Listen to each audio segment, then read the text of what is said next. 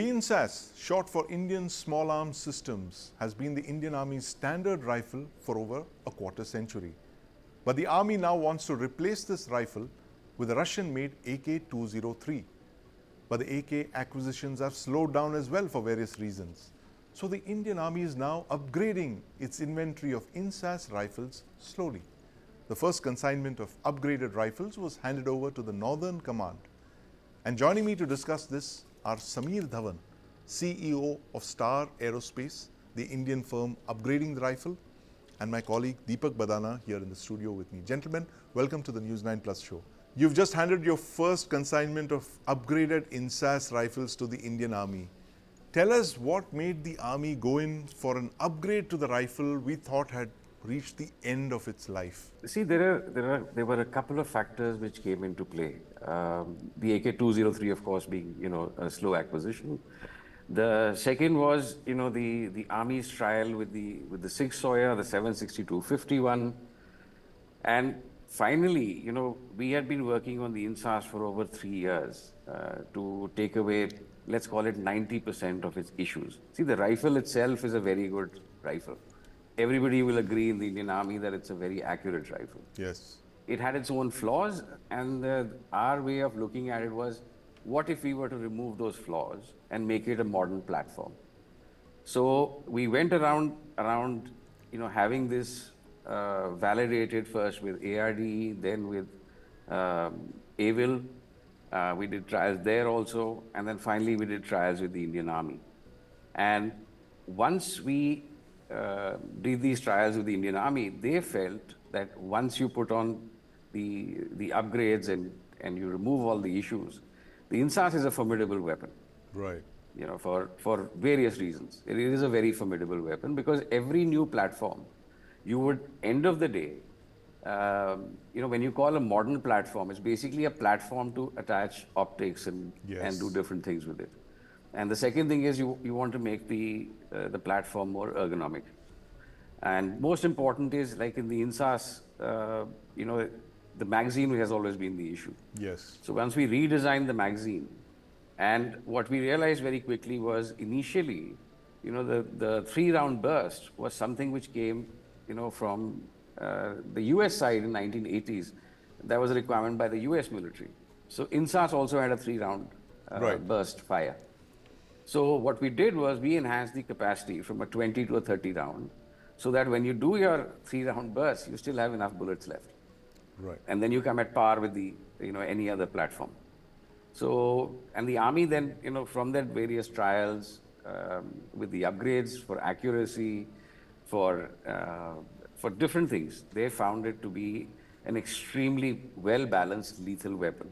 Right. So, Samir, just for the benefit of our viewers, just tell us the kind of changes that you've brought in the upgraded INSAS. One is, of course, you mentioned that you're looking at a bigger, higher capacity magazine, 30 rounds instead of 20. And what are the other big changes in this weapon? So basically, I'll tell you, the one big problem the INSAS always had was, when you carry the weapon, your slings are actually in the center. So what that does is, when the soldier is carrying it, it becomes very uncomfortable on your back. So first of all, we changed the buttstock to make it ambidextrous. Right. Second is, for the soldier to, in different conditions and different requirements of stature, so somebody's tall, somebody's short, the buttstock had to be adjustable. Right. If somebody's 5 feet 10 versus somebody who's 6 feet 4, you have different requirements for that. Then what we did was the top portion, which is the rail. So we integrated a new rail into the system, removed the old dust cover, because the old dust cover could only take old Warsaw style optics. And we did a new design for the rail. And along with that, what we did was, in that rail, we also integrated the iron sight, so they would not lose anything on it. Right, right. The forehand guard, originally is very, very thick.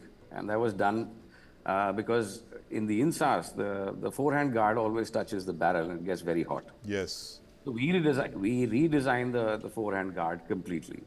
Put in kind of like heat sinks into it, So it dissipates all the heat and you could make it very, very thin. Right. So these were the few basic things which we did, along with redesigning the whole magazine itself. And getting it into the newer age polymers. Absolutely. So I was just showing the picture of the upgraded weapon to Deepak here, and he can't believe his eyes that it's the same weapon that we're looking at. You've practically redesigned the INSAS, you've brought it into the 21st century, if I may say so.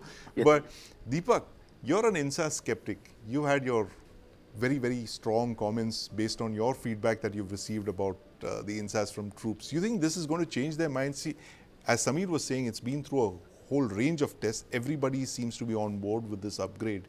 You think the INSAS has some life still left in it? I think most definitely. If you look at the criticism that has come in from the INSAS, it's largely come from people who have seen it in action. Right. And they've reported their own problems in working with the system. So I imagine, as sir has just said, that a number of those niggles have been removed. I can't imagine anything better for the soldiers on the ground. Right. Let's just hope when the rubber hits the road. Right. Well, when the rubber hits the road, let's see what the effect is going to be, what the impact is going to be. But, Samir, tell us this about the INSAS itself. There have been questions raised on its reliability in combat. The firing mechanisms. What changes have you brought in the firing mechanisms to ensure that there's no jamming? If you see, we figured out, through our different trials, that all the jamming issues in the INSAS, had nothing to do with the firing mechanism, but it was to do with the magazine. Right. Okay. And what was happening was, in the modern times, what one needs to understand is that, polymers today replace a lot of, the old nylon plastics and different things. And INSAS, being an assault rifle, we found that the magazine design itself had lots of issues when you're doing, consistent firing.